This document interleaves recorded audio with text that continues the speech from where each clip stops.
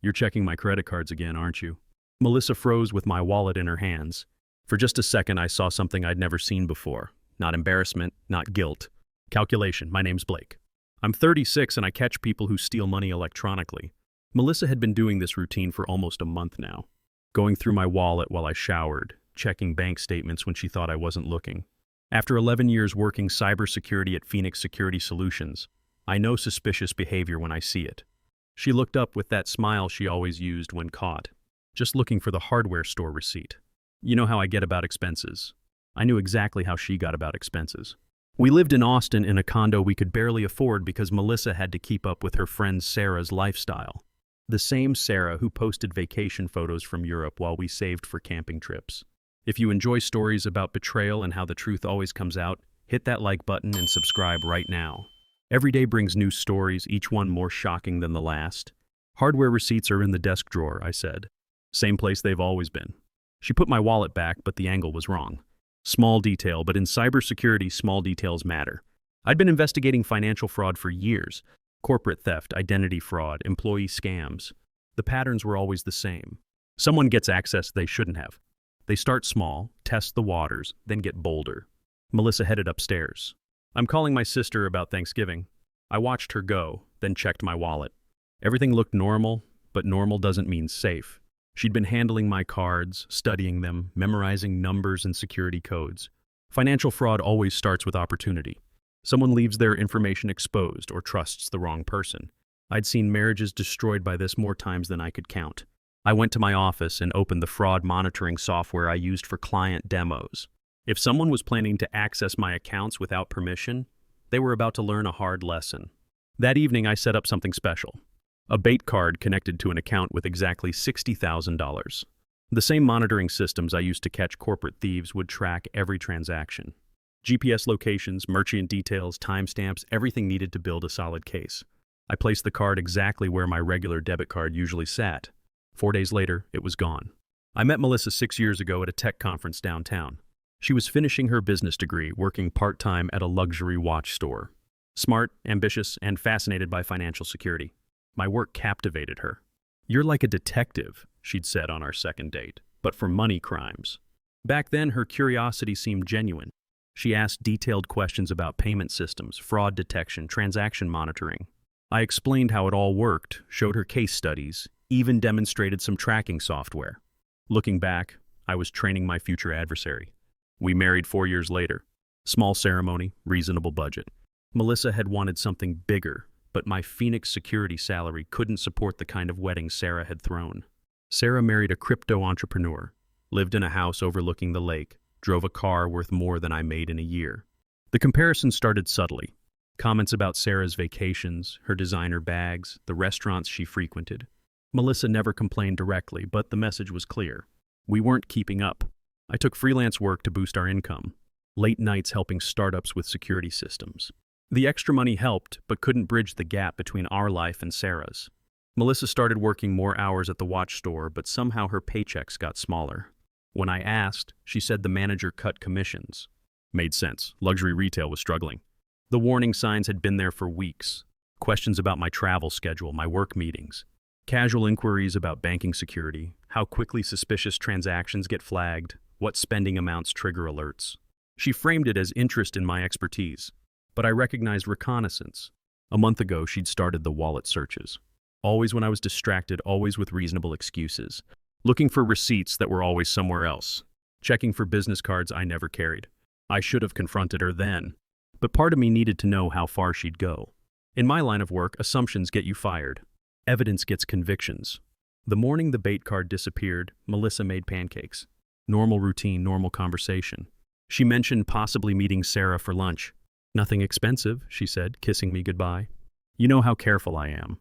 I watched her drive away, then checked the monitoring system. The card was active. The first alert came at 10:47 a.m.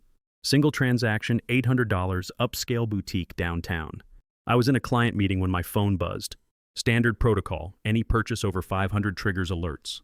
I stepped outside and checked details. She'd used the card at a store she'd mentioned visiting with Sarah. Designer accessories, luxury handbags, the kind of place requiring appointments. 30 minutes later, another alert. $3,000. Same store. then another. By lunch, she'd spent $12,000 on luxury goods, handbags, shoes, jewelry. Each purchase tracked with GPS coordinates and timestamp data. I sat in my car watching the alerts pile up. This wasn't impulse buying. This was systematic, planned spending. She knew exactly what she wanted. At 1:30 p.m., everything changed. Travel booking downtown Austin. $6,000 for airline tickets. The transaction included passenger data and destination info. London, England. Business class. Departing the next morning. I drove home and checked our joint accounts. She hadn't touched them. Smart move. Taking shared money would be harder to explain. But the bait card was linked to an account she didn't know existed. That evening, Melissa cooked dinner like nothing happened. Discussed her day, mentioned shopping with Sarah, complained about traffic. Perfect performance. If I hadn't been monitoring in real time, I'd never have suspected anything. After dinner, she packed a suitcase. Sarah invited me to a wellness retreat, she said. Last-minute thing. Her treat, that's generous. We leave early tomorrow. I'll probably be gone through the weekend. I helped carry her suitcase to the car, kissed her goodbye, watched her drive away for what she claimed was a local retreat. 25 minutes later, another alert. Airport parking, long-term lot. Then silence. At 4 a.m. Central Time, my phone exploded with notifications. Transaction after transaction, all from London. Hotels, restaurants, shopping districts. The bait card was funding a European vacation while I sat in our Austin condo watching every stolen dollar in real time. She thought she was stealing from me. Instead, she was documenting her own crimes with digital precision. I made coffee and settled in to watch. 11 years of fraud investigation had taught me patience. Evidence gathered carefully was evidence that lasted in court. By the end of the week, she'd spent almost $50,000 of what she believed was my money. The international alert started day 2 of Melissa's retreat. The fraud monitoring system was designed to catch sophisticated crimes, and it was performing perfectly. Every transaction triggered notifications to multiple databases. My monitoring system, Phoenix Security's network, and international tracking protocols. By Wednesday, Melissa had activated security measures beyond her imagination. The bait card wasn't just monitored by me.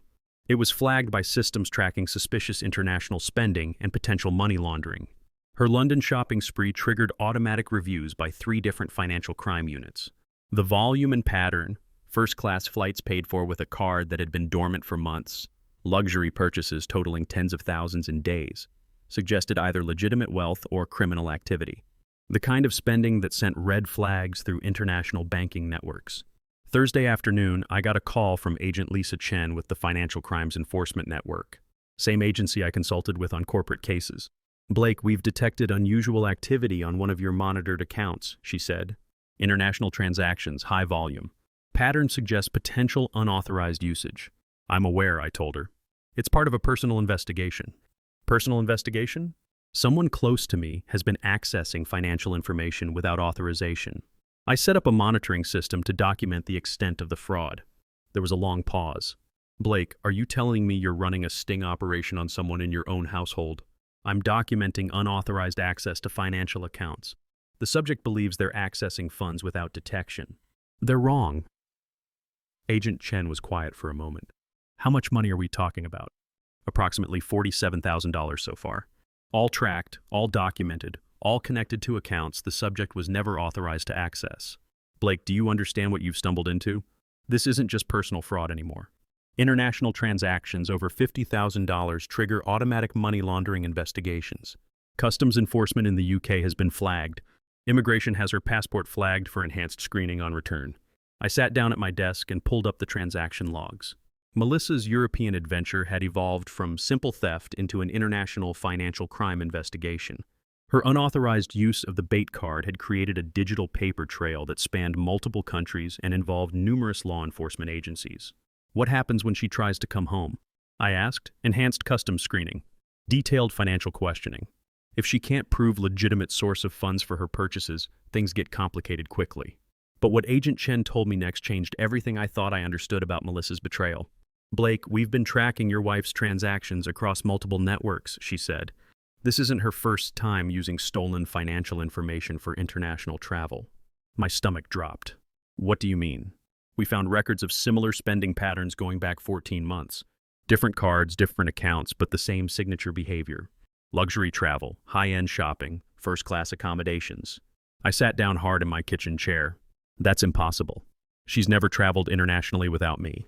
According to our records, she's made 3 previous trips to Europe using financial information that wasn't registered to her name.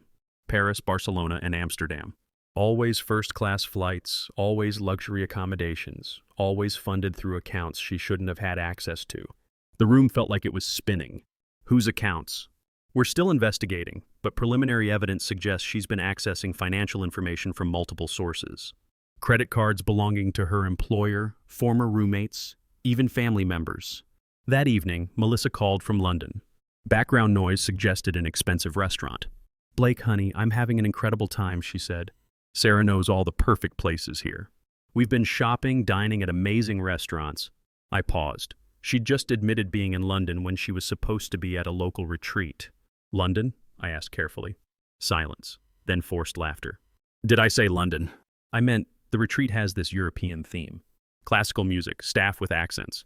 It's like being in London without leaving Texas. Sounds elaborate. You know these high-end places? Everything's themed now. Oh, I found this amazing boutique in the gift shop. Got you something special." After she hung up, I checked the logs. 3 more purchases that evening. $2,000 at a restaurant, $1,500 at a wine shop, $4,000 at what appeared to be a jewelry store on Bond Street. Friday morning, Agent Chen called again. "Blake, we need to talk in person. The international scope of this case has expanded beyond personal fraud. Can you come in this afternoon?" I drove to the Federal Building in downtown Austin and met Agent Chen in a conference room filled with documents, transaction printouts, and computer monitors displaying financial tracking data. "Your wife's spending pattern has triggered investigations in 3 countries, she said. The UK, France, and the United States. The volume of transactions, the luxury focus, the sudden international travel, it all suggests potential money laundering or organized financial crime. It's not organized crime. It's personal betrayal. I understand that. But the evidence doesn't care about motivation. What matters is the pattern of behavior and the paper trail she's created." "Blake, is everything okay?" she asked. "I need to ask about Melissa's trips. The retreats, the shopping excursions. How many have you actually been on together?" Long pause. "Blake, I haven't been on a trip with Melissa in over a year. We had coffee last month, that's it." "Why?" The pieces fell into place. Melissa had been using Sarah as cover. Every retreat with Sarah had been a solo crime spree funded by stolen money. Agent Chen called back that afternoon with more details. "We've identified at least 6 different accounts she's accessed without authorization," she said. Her employer's corporate credit card, her sister's personal accounts, credit cards belonging to former co-workers. The pattern suggests she's been systematically gathering financial information and using it to fund a luxury lifestyle. How did she get access to all these accounts? We're still investigating, but it appears she's been photographing cards, memorizing numbers, and even using her position at the watch store to access customer payment information. The watch store. Perfect position to gather financial information from wealthy customers. That evening, I searched Melissa's belongings. Hidden in her jewelry box, I found a notebook filled with credit card numbers, expiration dates, security codes, names I didn't recognize, account information for cards that weren't hers. At the bottom, a list of European cities with dates and amounts, a criminal ledger documenting years of theft. My phone rang, Melissa calling from London. "Blake, I'll be home tomorrow evening. Can't wait to see you." "Can't wait to see you too," I said. What I didn't tell her was that federal agents would be waiting. Sunday morning, Agent Chen called with final coordination details. Melissa's flight was scheduled to land at Austin Bergstrom at 7:30 p.m. Customs and Border Protection had been briefed on the investigation. Immigration officials were prepared for enhanced screening procedures. "When she lands, she'll go through normal passport control first," Agent Chen explained. "Then she'll be directed to secondary inspection for routine customs screening. That's when we'll begin questioning about the source of funds for her purchases. What happens if she tries to claim I authorized the spending? We'll verify that story with you directly. But Blake, the evidence we've gathered suggests this goes far beyond unauthorized use of your accounts. She's been running a sophisticated financial fraud operation for over a year." I spent the day preparing for Melissa's return. Cleaned the house, organized the evidence I'd gathered, reviewed the transaction logs one final time. By evening, the bait card showed total spending of $49,700. Every purchase documented, every transaction tracked, every dollar creating another piece of evidence for federal prosecutors. At 7:15, I received a text from Melissa. "Just landed. Can't wait to show you everything." 20 minutes later, my phone rang.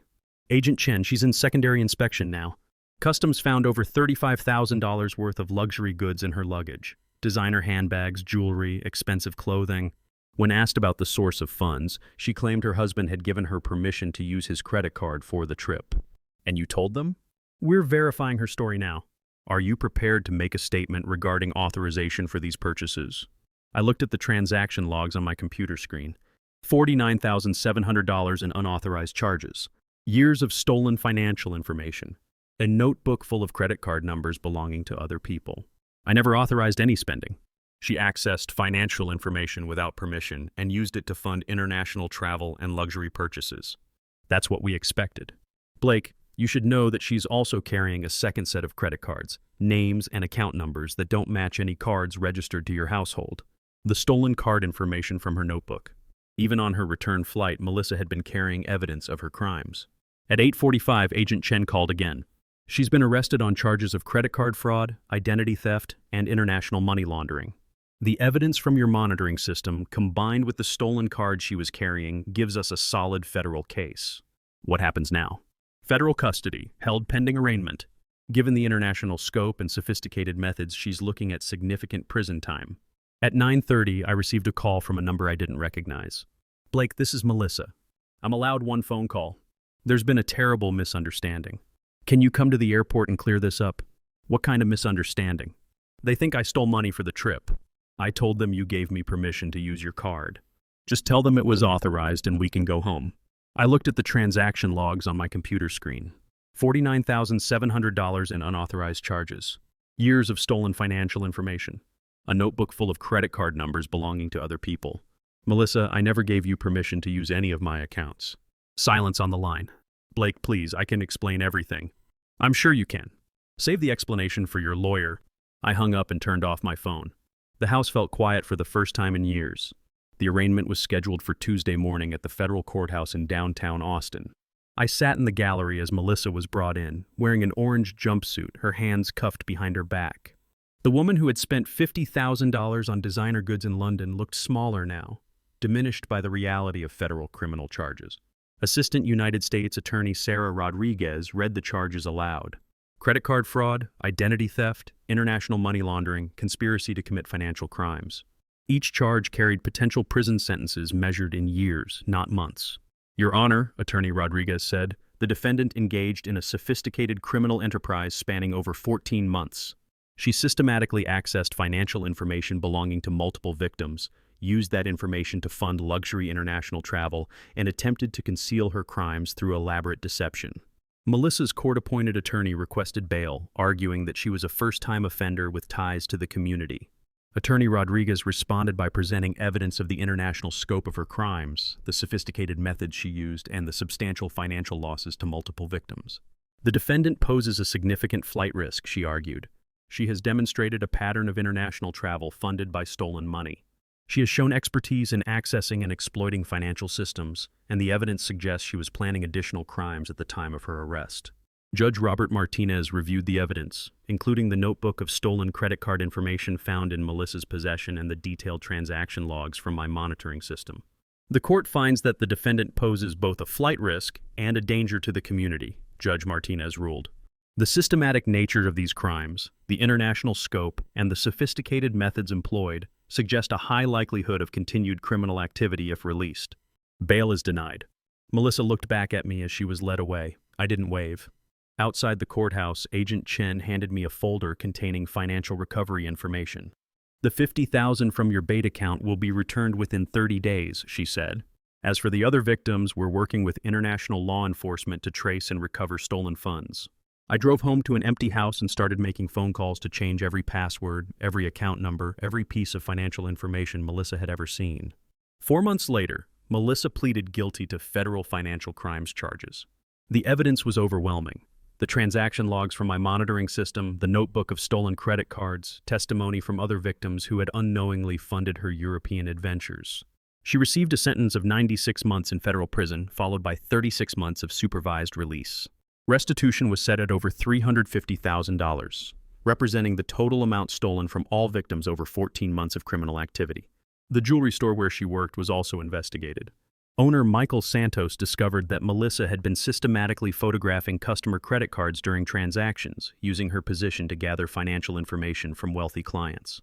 4 additional victims came forward, all customers who had shopped at the store and later discovered unauthorized charges on their accounts. Sarah called me after the sentencing hearing. Blake, I had no idea what she was doing. All those times she said we were traveling together. She was lying to both of us. I know, you weren't the only one she deceived. Is there anything I can do? Just remember that some people aren't who they pretend to be. I moved out of the Austin house 8 months later. Too many memories, too many reminders of the life I'd built with someone who had been lying from the beginning. I took a new position with a cybersecurity firm in Austin specializing in financial fraud prevention. The irony wasn't lost on me. The skills that made me good at catching corporate thieves were essential for documenting my wife's crimes. The bait card meant to catch a suspicious spouse exposed an international criminal operation. Sometimes the person closest to you is the one you know least. 6 years together, and I'd been living with a stranger who saw me as just another source of money. But her greed became her downfall. She got so comfortable with crime that she made one fatal mistake. She tried to steal from someone who catches thieves for a living. The cybersecurity expert became the victim, but more importantly, became the one who brought the criminal to justice. If you enjoyed this story about betrayal and how expertise can expose the truth, please like this video and let me know your thoughts in the comments. If you haven't subscribed, hit that subscribe button and notification bell for more stories like this. Thanks for watching. See you next time.